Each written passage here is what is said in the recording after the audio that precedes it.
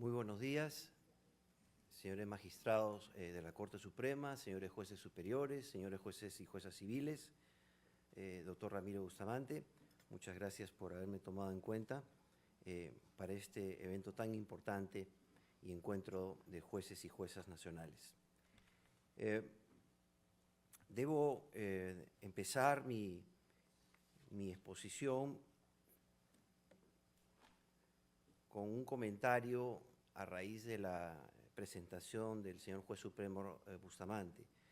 Es una demostración de que a veces con escasos recursos, pero con mucho corazón, se pueden realizar cosas muy importantes para nuestro país. Y qué duda cabe que cuando un juez se compromete con su función, las cosas sí pueden marchar y pueden salir adelante. Como profesor universitario, abogado practicante, o como dicen algunos, abogado de a pie, puedo dar fe de que la oralidad está funcionando en nuestro país, que la oralidad está comprometiendo más a los jueces con su quehacer de impartir justicia. Da verdaderamente gusto llegar a una audiencia y ver que el señor o señora magistrado ha leído el expediente y conduce y lidera la audiencia como debe ser y como siempre debe haber sido. La verdad, mis felicitaciones y espero que el Ministerio de Economía y Finanzas se acuerde de ustedes, los jueces que tanto los necesitamos en nuestro país. Más aún hoy en tiempos de gran incertidumbre, porque finalmente, y ahora lo vamos a ver, la justicia siempre ha sido relegada, pero no nos hemos dado cuenta que es la última trinchera del Estado de Derecho. Cuando las cosas suelen ir mal, al final la última palabra la tiene un juez o una jueza. Esperemos que eso nunca cambie y que la estabilidad de nuestro país retorne con los pronunciamientos judiciales que generen predictibilidad y que se respeten por todas las instancias. Vamos al tema que les he propuesto, que se denomina los principios probatorios y su aplicación al proceso.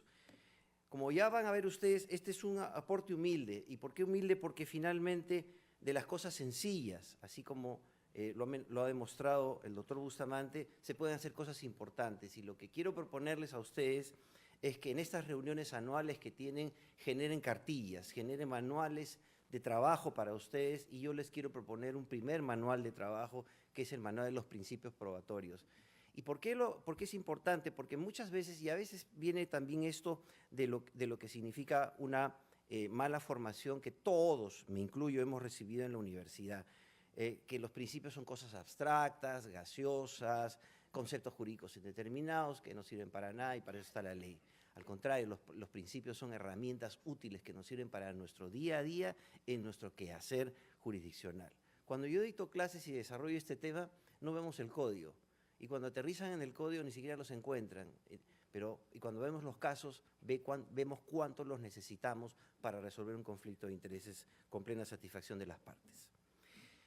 Entonces, veamos, ¿por qué son importantes los principios procesales?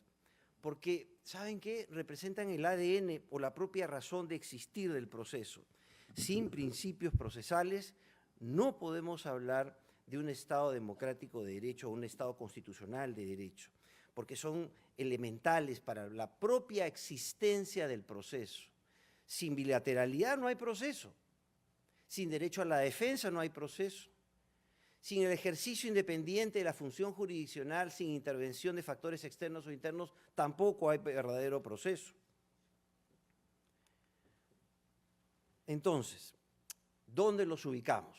Los principios probatorios los ubicamos entre los dos siguientes principios generales del derecho procesal, que es el principio de contradicción y el principio de motivación de las resoluciones. Ahí los podemos ubicar y a partir de ahí los podemos desarrollar para nuestro quehacer diario y cómo los podemos aplicar. Vean ustedes, el principio de contradicción se materializa obviamente a través del ejercicio válido del derecho a la defensa. Y este derecho, como ya lo vamos a ver, a través de la prueba, nos permite utilizar todos los elementos probatorios permitidos, la que es la prueba típica y la prueba típica, bajo la regla de la libertad probatoria, para generar convicción en el juzgador. No nos olvidemos del juego bilateral, que es el proceso. El proceso es un juego bilateral entre la parte demandante y la parte demandada. Es un juego dialéctico en el cual ambos presentan sus argumentaciones y los hechos. Pero lo más importante, la verificación de los hechos a través de los medios de prueba. Y eso lo posibilita el derecho a la defensa. Es por ello, como ya lo ha resaltado el Tribunal Constitucional y lo ha resaltado nuestra Corte Suprema en el 10º Pleno Casatorio, el derecho a la prueba se ha constitucionalizado y forma parte del derecho esencial al debido proceso como una nueva garantía procesal de naturaleza constitucional. ¿Y cómo lo desarrollamos? Y esto es bien importante para poder respetarlo, muy importante. El derecho a ofrecer prueba, el derecho a que la prueba ofrecida sea admitida, obviamente, bajo las reglas de la licitud, legalidad, pertinencia y utilidad. No nos olvidemos que licitud está referido a lo que es la prueba ilícita, aquella prueba que no puede ingresar al proceso por haber violado derechos fundamentales. Legalidad son los requisitos esenciales que se requieren para poder acceder válidamente a la prueba del proceso. Pero no debemos confundir, como decía el maestro Couture, vinculado a lo que es el acceso a la prueba vía la legalidad, el proceso como una misa o una misa jurídica llena de rituales. El exceso de ritual manifiesto siempre ha sido un grave perjuicio para el proceso y para el ejercicio del mismo con la libertad que deben gozar las partes. La pertinencia y la utilidad la debe apreciar el juez, sobre todo en la oralidad cuando es el saneamiento probatorio. Luego tenemos el derecho a que la prueba admitida, obviamente aquella que puede ser practicada, sea realizada en la audiencia correspondiente. Y esto es bien importante, porque ya lo mencionó también el doctor Bustamante. La oralidad nos permite inmediación, nos permite la plena dirección del juez del proceso.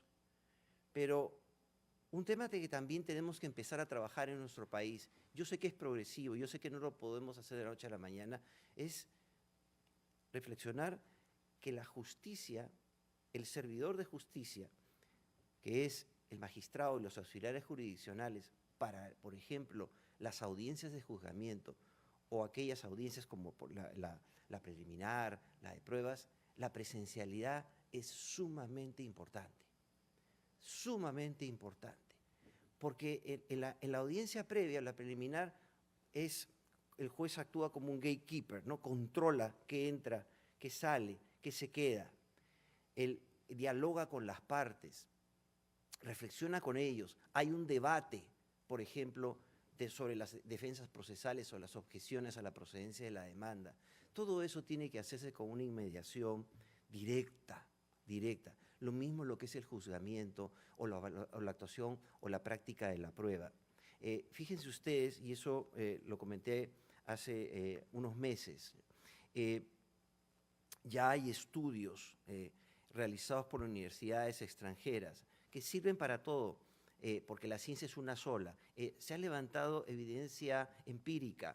La Universidad de Berkeley ha levantado evidencia empírica sobre lo siguiente.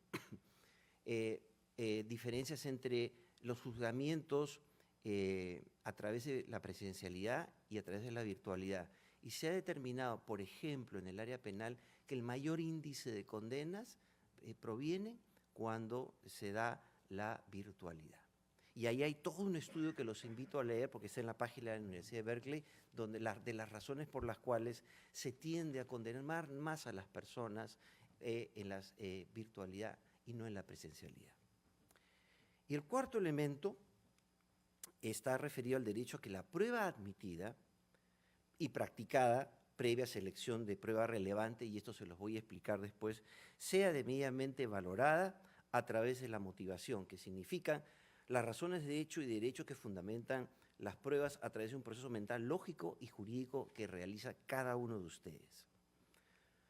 ¿Cuándo se puede alegar la vulneración del derecho a la prueba? ¿Cuándo podemos decir, acá hay un problema, detectarlo, revisarlo? Primero, cuando se prohíbe absolutamente a la parte la aportación de pruebas sobre todo o parte del debate. Segundo, cuando no se haya motivado la denegación de la prueba.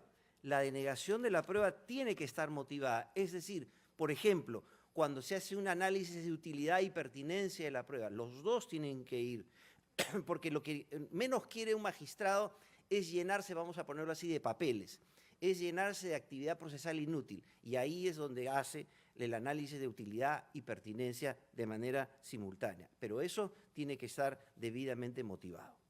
Tercero, la motivación, cuando la motivación de la denegación sea irrazonable. No basta motivar, hay que hacerlo de manera racional y razonable. Y cuarto, cuando se haya roto el equilibrio y la igualdad de las partes en la prueba. Acuérdense, igualdad de armas, esto también lo vamos a ver. Entonces, estos son los 4 supuestos básicos para detectar cuando se ha vulnerado el derecho de acceso a la prueba. Vamos aquí a lo que yo le llamo una propuesta de cartilla de principios básicos para la judicatura. Son herramientas, así de sencillo, son herramientas básicas para todos ustedes y me atrevo a proponerles lo siguiente. Es una selección arbitraria, hay muchos más principios, del debate ustedes los van a poder incorporar y poder utilizarlos como herramientas de trabajo, pero creo que acá podemos destacar algunos de los más importantes para todos ustedes. Primero, el principio de contradicción de la prueba. Este principio esencial implica que el juez debe garantizar a las partes de una razonable oportunidad para conocer, debatir, eventualmente oponerse a la prueba del contrario. Si no es posible concebir, imagínense un proceso sin debate, tampoco podemos concebir un proceso válido sin que la prueba que ingresa al proceso esté bajo el control de la otra parte. Hay un recíproco control probatorio entre las partes de las pruebas que ingresan y el juez tiene que garantizar ese recíproco control probatorio. Este es otro principio que todos lo conocemos, pero finalmente siempre surgen mentes brillantes como el profesor Jairo Parra Quijano, que le ponen un nombre y le dan un contenido para que podamos utilizarlo nosotros en nuestra vida práctica. Y yo lo uso en mi vida práctica, tanto en el arbitraje como en el proceso civil o el proceso constitucional. El principio de autorresponsabilidad probatoria. Y se lo cito. A las partes les incumbe probar los supuestos de hechos de las normas jurídicas cuya aplicación están solicitando, de tal manera que ellas soportan, las partes, las consecuencias de su inactividad, de su descuido, inclusive de su equivocada actividad como probatoria, de tal manera que si éstas no solicitan, no hacen lo posible para que se practiquen, soliciten algunas pruebas superfluas, no despliegan toda la actividad para su diligenciamiento, sufren las consecuencias. Es decir, esto responde a la regla de la carga de la prueba, el principio de autorresponsabilidad. El juez no es el mejor abogado de las partes. A las partes les incumbe trabajar su prueba con sus abogados, con su defensa técnica. Si el abogado no hace bien su trabajo, es un problema de la responsabilidad que tiene el abogado, y después hablaremos de la responsabilidad de lo mal que forman las facultades de derecho a los abogados. Eso es otra cosa, ¿ya? Pero esto lo tenemos que ver desde esta perspectiva para que el juez no quiebre la garantía de la imparcialidad. Otra propuesta, el principio de unidad de prueba y de valoración conjunta. Esto implica, como dice Jairo Parra y Davis Echandía, aplicar el método analítico que consiste primero en un estudio individualizado de cada medio de prueba seleccionado como relevante o esencial como sustento de la decisión. ¿Qué hace un magistrado? Cuando yo ejerzo la función de árbitro también lo hago. Yo preparo un listado de los medios probatorios de la parte demandante y la parte demandada. luego que ese listado lo he descrito en el laudo, ¿ya? En ese momento empiezo a hacer lo que se llama la selección probatoria, es decir, empiezo a seleccionar, respetando el principio de igualdad de armas, la prueba del demandante y la prueba del demandado que considero que es relevante para resolver la materia controvertida. Entonces, hago esa selección porque ni el árbitro ni el juez están obligados a valorar todas las pruebas que se han aportado en el proceso. No, lo que hace el juez es primero demostrarle a las partes, la tengo acá, pruebas del demandante, pruebas del demandado, y luego aplicando el principio de unidad de prueba, selecciono la prueba que yo considero esencial o relevante para resolver la materia controvertida diseñada por el juzgado o por el árbitro. Y ahí hago un estudio individualizado de cada medio de prueba. Luego de hecho ese estudio individualizado es que recién paso, esa es la secuencia lógica, a la valoración conjunta de los medios de prueba. Es decir, de la prueba que yo he juntado, ¿cuál es la conclusión que me da de ese análisis lógico volitivo que hace todo ser humano cuando juzga como son ustedes? Por eso es que no resulta aceptable una determinada práctica que no respeta esa secuencia lógica. El uso común, porque a veces yo lo he visto en laudos y en sentencias, de la frase de la apreciación conjunta de la prueba. ¿Cuál? Y ahí está el problema. Este uso común de esta frase, apreciación conjunta de la prueba, implica una omisión de necesaria justificación racional de las causas por las cuales se dio validez a los elementos fácticos. Y si entramos solamente en esa frase de cliché genérica para justificar una valoración, eso es inconstitucional. Entonces, trabajemos con el principio de unidad de prueba de la mano con el principio de la valoración conjunta. Y esto que les acabo de indicar está referido con el deber de motivación como otra garantía constitucional, lo cual nos lleva, luego de esa valoración individual, a una valoración integral de la prueba a fin de evitar estos problemas de valoraciones fragmentadas o incompletas, ¿ya? Es bien importante tenerlo en consideración, porque si yo solamente aprecio una declaración testimonial, ¿ya? Y solamente lo que declaró, pero no aprecio, por ejemplo, las preguntas o las contrapreguntas que hacen las partes o los abogados para ver la fiabilidad del testigo o de la parte, estamos haciendo una motivación insuficiente.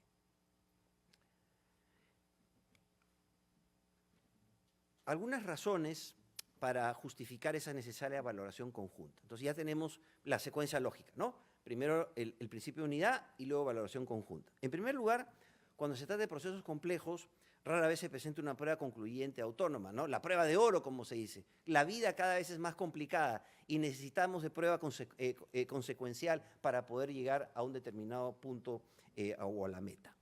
En segundo lugar, de una consideración aislada, se dificulta a las partes comprender los procesos mentales del juez al momento de realizar la valorización.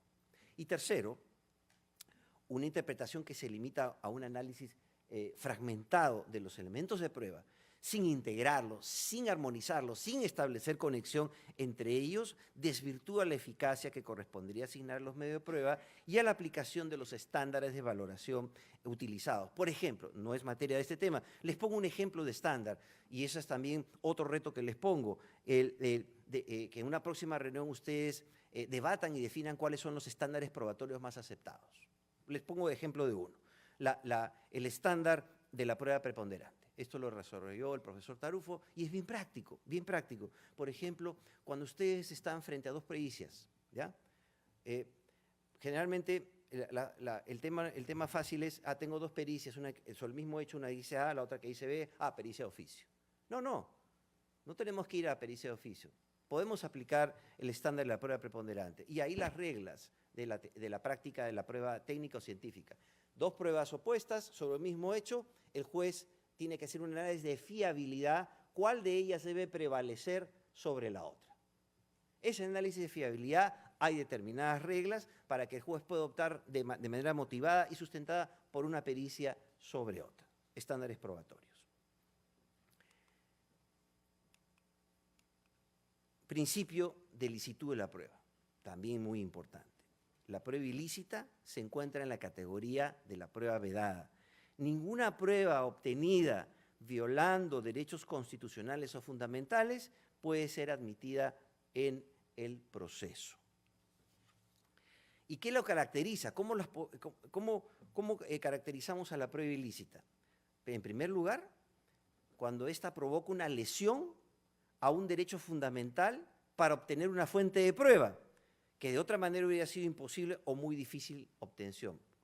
Por ejemplo, como decimos en la práctica, un chuponeo. Segundo lugar, en la gran mayoría de los casos se obtiene de manera extraprocesal. Y ustedes preguntarán, ¿y hay casos procesales? Les voy a contar un caso procesal para que vean cómo fue caracterizada la prueba ilícita, pero también le costó el puesto a un juez muy famoso, el juez Garzón. Y por eso es que también cuando somos jueces o juzgamos, tenemos que hacerlo con absoluta humildad. El juez Garzón pasó a la categoría ya no de juez, sino de rockstar, ¿ya? Y cuando un magistrado o un fiscal pasa a la categoría de rockstar, ¿ya?, pierde el sentido y la perspectiva de la realidad y cree que puede hacerlo todo. Lo vemos en nuestro país. Lo vemos en nuestro país. ¿Qué pasó en este caso? Muy interesante. Había un imputado por delitos X, ¿ya?, y él ordenó, ya estando en el proceso, que se le pongan micrófonos al imputado y puedan escuchar qué es lo que conversaba o dialogaba con su abogado defensor y con presencia de la fiscalía. Eso quebraba una regla básica del derecho a la defensa, ¿no?, del derecho a la defensa, es como la confesión con el sacerdote cuando uno está confesando sus pecados, exactamente es igual con el abogado y eso es inviolable. A raíz de eso es que la Corte Suprema española decidió la destitución del juez Garzón. Ese es un ejemplo de la obtención procesal de la prueba ilícita. ¿Cuál es el fundamento constitucional? En el proceso penal, la presunción de inocencia, a veces me río porque es la presunción menos presumida en nuestro país, ¿no? Hace unas semanas pude ver un video de una señora fiscal en la cual ella indicaba que cuando alguien iba a su despacho tenía que demostrar su inocencia, ¿no? Son ustedes los jueces los que tienen que poner fin a estas cosas. La presunción de inocencia es una garantía universal que todos tenemos que defender. Y no se hace para proteger a los corruptos, sino para proteger a los ciudadanos inocentes. Y es muy importante tenerlo en cuenta eso. Y en los demás procesos, el fundamento es el derecho a un proceso con todas las garantías, como por ejemplo lo establece el artículo 8 de la Convención Americana sobre Derechos Humanos o el artículo 4 del Convenio Europeo sobre Derechos Humanos. ¿Cuándo surge la afectación? El solo hecho de admitir la prueba implica una violación, o sea, solo hecho de admitirla, o hay que esperar a valorarla para ver si es relevante o trascendente. Ese es el debate también que se ha dado cuando ingresa la prueba. Entonces alguien le dice, no te preocupes, no sé si todavía es relevante, todavía no he hecho el criterio de selección, no sé si la voy a valorar, pero por lo menos deja de entrar al proceso y vamos a debatir sobre ella, ¿ya? Acá hay un debate.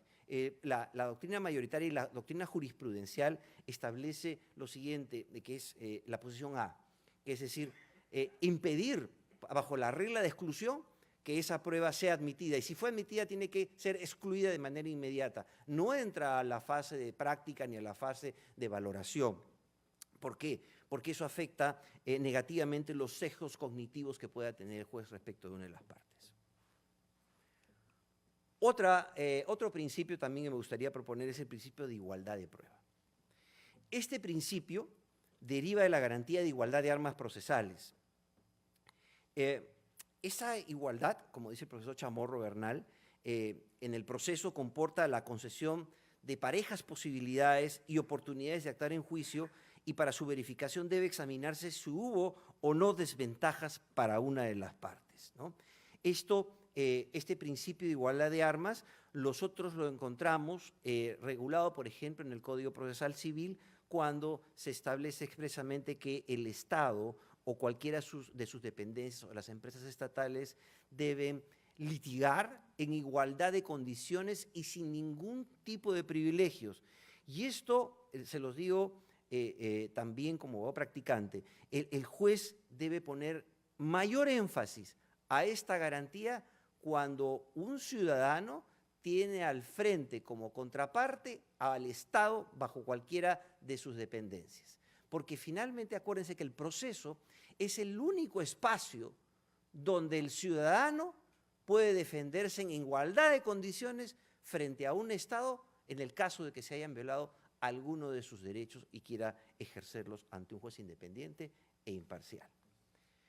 Esta igualdad de armas en materia probatoria tiene también estos elementos. El primero, idénticas oportunidades a la hora de proponer la prueba. Cero privilegios, idénticas. Segundo, dar equivalentes posibilidades de solicitar la contradicción de los medios de prueba ofrecidas por la contraparte. En esa bilateralidad, oye, si el otro ofrece una prueba vinculado a un hecho, yo tengo el derecho a la contraprueba o a la contradicción. Dar un semejante tratamiento a la hora de apreciar y valorar el material probatorio seleccionado como relevante o esencial para sustentar una decisión de fondo. Y es lo que les dije hace unos instantes, ¿se acuerdan? Es decir, yo tengo que demostrarle de manera sustantiva a las partes que yo, primero, he hecho una selección, he enumerado los medios de prueba del demandante y el demandado. Segundo, que sobre la base de hecho tanto del demandante y tanto del demandado, he hecho la selección de la prueba relevante y útil para mi decisión. Y luego de ese paso me voy al siguiente, que es cómo hago, bajo el principio de unidad, el análisis de cada prueba y lo voy concatenando para llegar a una valoración conjunta y llegar a una decisión. Ese camino, demostrando ese camino en una sentencia, yo puedo demostrar que no he quebrado el principio de igualdad en materia probatoria. Porque a veces siempre dicen los litigantes, ¿no?, o las salas, por ejemplo, cuando unifican, no has tenido en cuenta la prueba ofrecida tal, tienes que valorarla, ¿no? Entonces, la manera correcta de blindarse frente a eso es con esta práctica de poner en práctica estas reglas y principios que les acabo de mencionar. El principio de imparcialidad del juez en la dirección y apreciación de la norma. Ahí hay un error de typo, les ofrezco mil disculpas, es el artículo 8.1, no es el 9.1 de la Convención, ¿ya? Este principio sería del 8.1 de la Convención, que establece expresamente el derecho a ser juzgado ante un juez independiente e imparcial dentro de un plazo razonable. Como regla general, un juez imparcial se comporta con respeto a las garantías constitucionales sobre lo que hemos hablado, la admisión, práctica y valoración de la prueba aportada, respetando los principios de igualdad de armas probatorias y garantizando que solo ingrese a la prueba lícita, la prueba útil y la prueba pertinente al proceso. La gran pregunta, ¿y se afecta la imparcialidad cuando el juez ordena prueba de oficio? En principio no se afectaría, siempre y cuando el juez motive adecuadamente el por qué la aplicación de las reglas de la carga de la prueba. No se olviden que es lo primero que tenemos que ver, no son suficientes para resolver el fondo. Yo tengo que decir, acuérdense del principio de autorresponsabilidad. Yo aplico el principio de autorresponsabilidad y aplico cargas probatorias. Cuando eso resulta insuficiente para resolver la controversia, es que de manera motivada yo ejerzo como juez esa potestad de actuar prueba de oficio. Y por eso, que es un poder discrecional, es muy importante el tenerlo como un poder discrecional. Ya, los graves problemas que se generaron, la norma procesal cambió, pero igual siguen, yo sigo viendo en la práctica estas órdenes de actuar prueba de oficio, siguen llegando. Y eso afecta la independencia del ejercicio de la jurisdicción por parte de los jueces de primera instancia, porque es un poder discrecional de ustedes. Segundo, como poder discrecional juega un rol subsidiario, es excepcional, residual. Tercero, el juez puede complementar o integrar las iniciativas de las probatorias de las partes cuando éstas parecen insuficientes para permitir la adquisición de todas las pruebas que hacen falta para formular una decisión que verifica la verdad de los hechos. O mejor dicho, como dice el profesor Tarufo, no tanto verificar la verdad, sino a través de las máximas de aproximación a la verdad. Cuarto, en lo referido a las fuentes probatorias que ya consten en la causa, ahí tenemos que trabajar. No se puede utilizar fuentes probatorias ajenas al proceso. Quinto, bajo el principio de autorresponsabilidad probatoria, el juez no puede suplir el descuido o la inactividad probatoria de la parte. El juez no está para subsanar los defectos, la negligencia, la mala actividad probatoria que haya realizado una parte. Sexto, si el juez decide ejercer dicho poder discrecional, que es ese rol probatorio subsidiario, debe garantizar el derecho al contradictorio y el derecho a la prueba de las partes. Esto es muy importante, porque si el juez, por ejemplo, decreta que se haga una prueba de oficio, tiene el derecho la contraparte de contradecir esa prueba de oficio, de buscar a otro experto para que ese experto haga un dictamen contradictorio para garantizar la igualdad de armas en materia probatoria. Hay un tema que se los dejo para la discusión de ustedes, es la actuación de la prueba en segunda instancia. Supongamos que en segunda instancia, de manera excepcional, el segundo grado decide actuar prueba de oficio.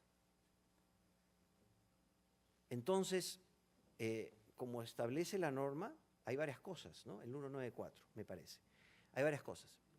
Tienes que motivar la actuación de prueba de oficio. Si cumples con motivar adecuadamente es inimpugnable, pero puede considerarse que no has motivado de manera racional y razonable por qué vas a actuar prueba de oficio de segundo grado. ¿Y eso ser materia de impugnación? ¿Va a la Sala Suprema? ¿Resuelven la impugnación o no la resuelven? Si se incorpora prueba de oficio en segundo grado, les lanzo la pregunta también.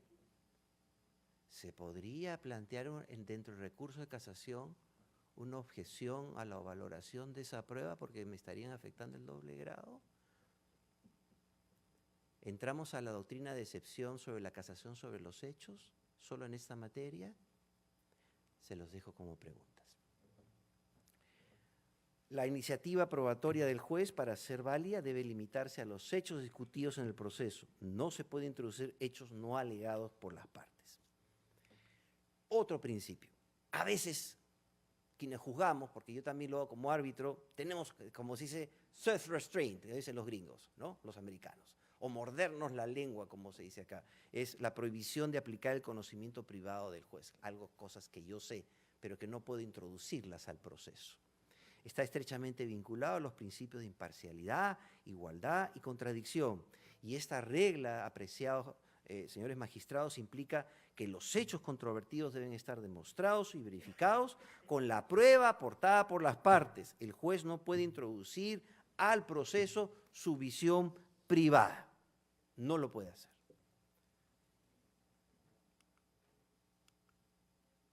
Principio de favor probatione. En caso de duda, y de modo especial de mediar, sobre todo dificultad probatoria, deberá estarse a favor de la admisión, producción o práctica y eficacia de la prueba. Esto es bien importante porque a veces hay dificultad probatoria, documentos en los cuales solamente se tiene copias simples, por ejemplo. Y a veces algunos magistrados ponen barreras muy altas para poder acceder a ese medio de prueba y excluyen de la evaluación una copia simple porque piden el documento original o el documento legalizado notarialmente o el testimonio emitido por la notaría. Entonces, hay que tener cierta flexibilidad esto, y para eso aplicar el principio favor probatione. Porque finalmente, acuérdense lo que les dije, el exceso de ritual manifiesto es el que le hace daño al proceso y a su eficacia. En fin, para no aburrirlos más, cierro con esto. Como les dije, esta es una selección arbitraria de lo que considero debiera ser una especie de cartilla, manual, práctico para el trabajo diario de los juzgadores. Hay otros principios que ustedes pueden incorporar. Ustedes, los jueces, son maestros de su propia jurisdicción y debe ser una jurisdicción de la libertad en la que se ponga en práctica un proceso con todas las garantías, porque así ustedes van a legitimarse ante la sociedad. Muchísimas gracias.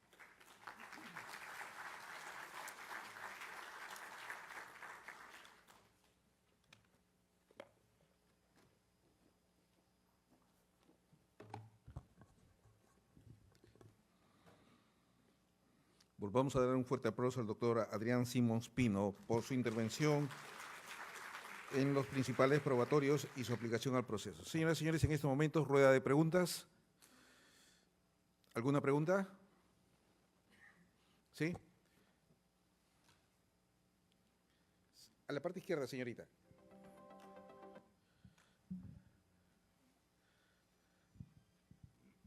¿Están levantando la mano?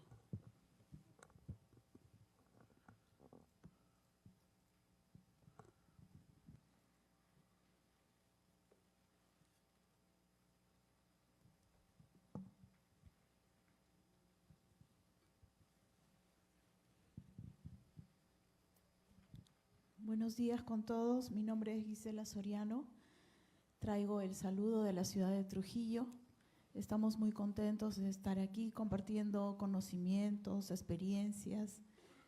Y mi pregunta es, si en un caso o en un proceso civil el demandante ofrece como medio de prueba una conversación, un audio que tuvo con el demandado, y el demandado no cuestiona este medio de prueba, ¿se estaría vulnerando el principio de prueba ilícita o ilegal? Si de admitirse el medio de prueba, ¿no?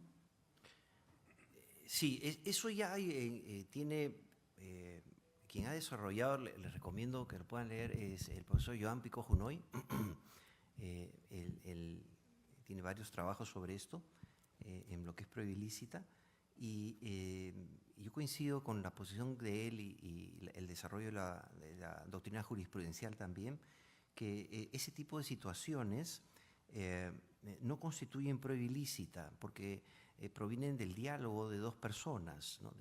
Del diálogo de dos personas no ha mediado una digamos, interceptación telefónica, ¿no?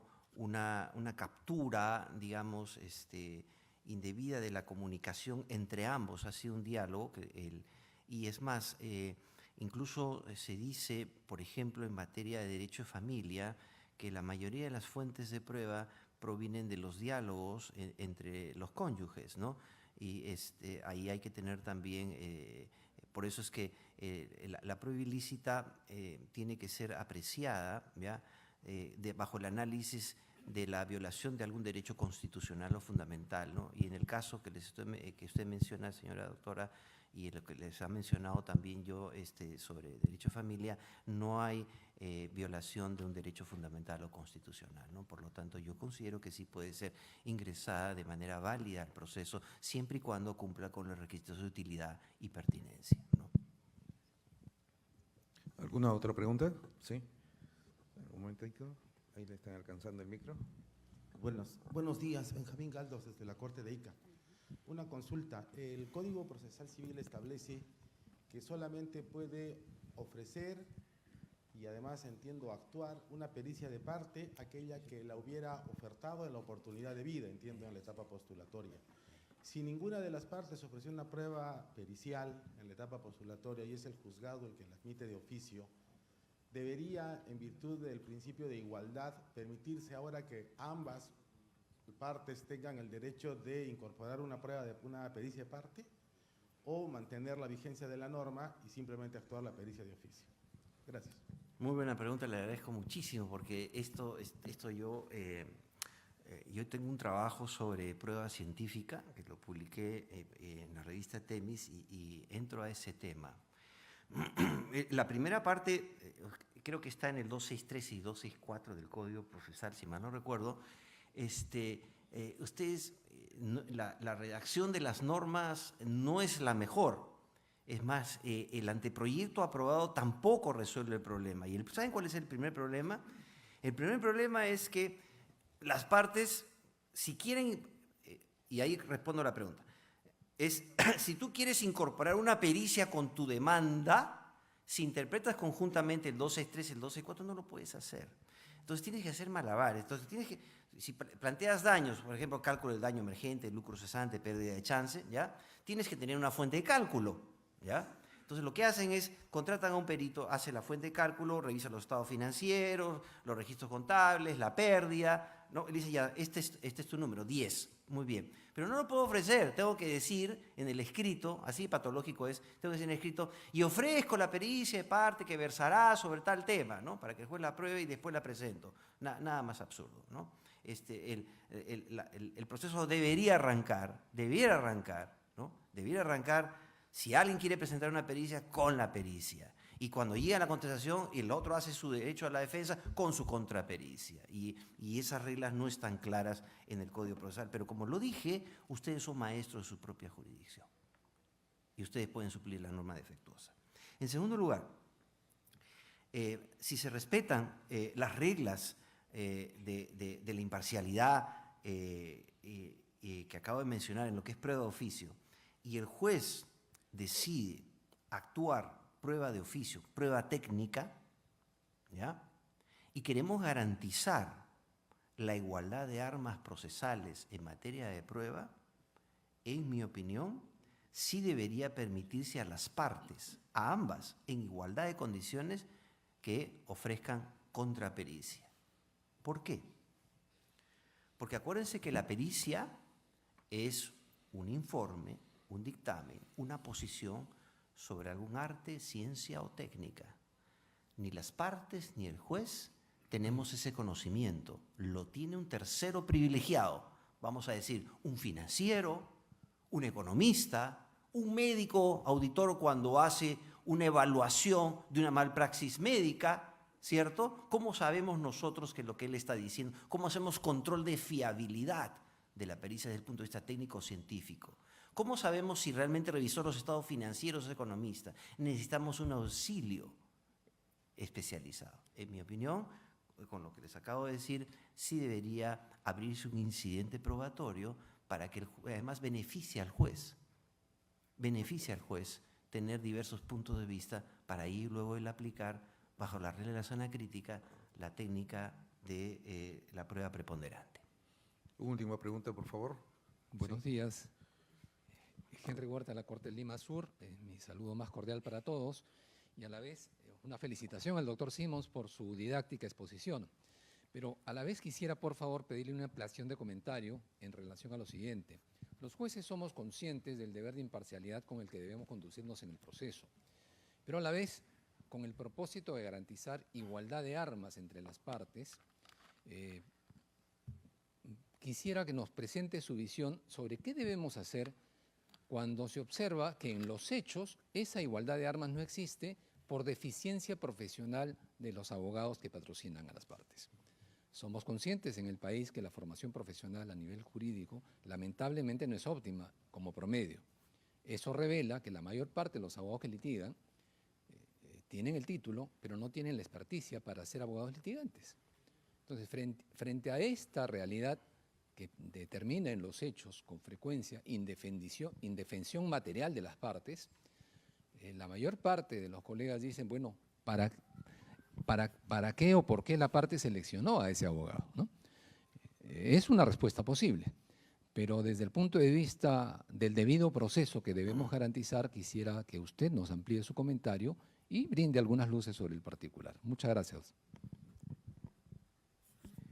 Muchas gracias, doctor Huerta, qué gusto verlo. Mire, efectivamente, la realidad supera muchas cosas, ¿no? Y yo justo lo he visto en un caso. Mire, la regla es obviamente la igualdad de armas, ¿no? Pero sí existe la excepción. Y la excepción está cuando hay lo que se denomina en materia procesal constitucional una situación de indefensión constitucional. Cuando una de las partes, como el ejemplo que acaba de poner el doctor Huerta, se encuentra en una situación de indefensión constitucional, que es una indefensión material, se tiene que realizar un análisis del perjuicio realizado y ahí se quiebra la excepción. Les pongo un caso que yo he vivido.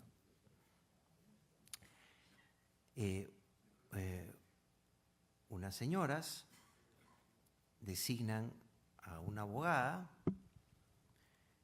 y es como una relación de confianza,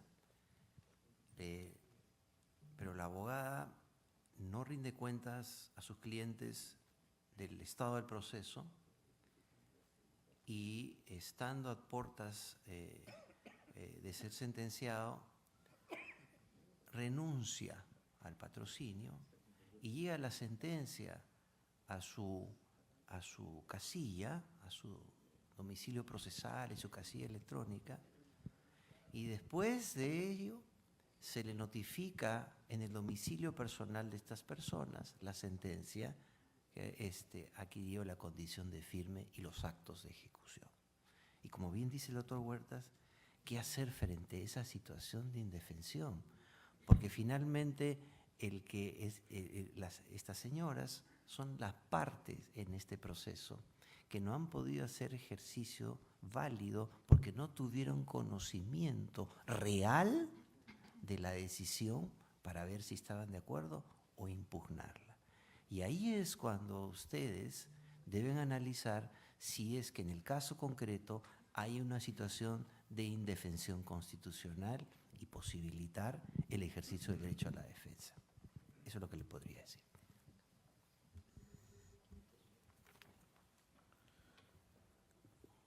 ¿Pregunta? ¿Última pregunta? Sí, última pregunta, señores y señores. Por favor, el micro. Acá, señor, acá, por favor, acá adelante. La última pregunta.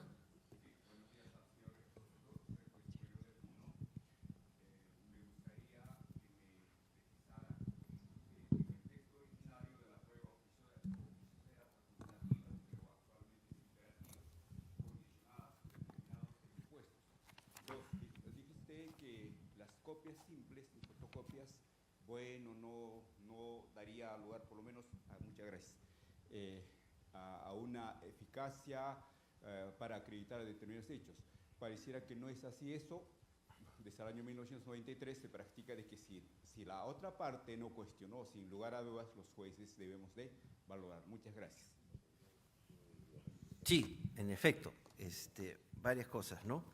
Porque la modificación del 194 dice, lo toca, como dicen los chicos, recontra subrayado, dice ordenará, ¿no?, la actuación, ¿ya? Lo leo. Excepcionalmente, cuando los medios probatorios ofrecidos por la parte sean insuficientes para formar convicción, el juez de primera o segunda instancia ordenará la actuación de los medios probatorios adicionales y pertinentes que considere necesarios para formar convicción y resolver la controversia, siempre que la fuente de prueba haya sido citada por las partes en el proceso. ¿Cómo debemos interpretar esto para justamente no afectar un valor superior a la norma con rango legal, que es la independencia de la función jurisdiccional? Porque el juez, si lo interpretamos que es un deber, sí creo que se estaría afectando la independencia de la función jurisdiccional de ustedes. ¿Cuál es el paso previo? El paso previo es que el juez se dé cuenta que cumple con los requisitos para ordenarla de oficio, use esa facultad. Cuando se da cuenta que debe usar esa facultad, debe disponer, ordenar, mandar, realizar la prueba de oficio. Esa, es mi opinión, debería ser una interpretación armoniosa para que se respete la independencia del juez de instancia y la instancia superior no le ordene realizar prueba de oficio. Es mi humilde posición para poder entender a cabalidad la norma con rango legal de la mano con principios y garantías constitucionales, tanto la que tienen ustedes, que es la independencia de el ejercicio de su jurisdicción, como la que tienen las partes a la imparcialidad con la cuales son juzgados, ¿no? Y efectivamente yo estoy en su misma línea respecto a la libertad probatoria, y si no hay objeción de una copia simple, el juez puede ordenar actuarla. Y si lo hubiera, pues hablaríamos del incidente de tacha respectiva, y el juez valorará y le dará el mérito correspondiente al momento de sentenciar. Pero hay casos en los cuales ni siquiera se permite el ingreso de esa prueba al proceso, ¿no? Yo estoy en su misma línea. Señoras y señores, agradecemos por su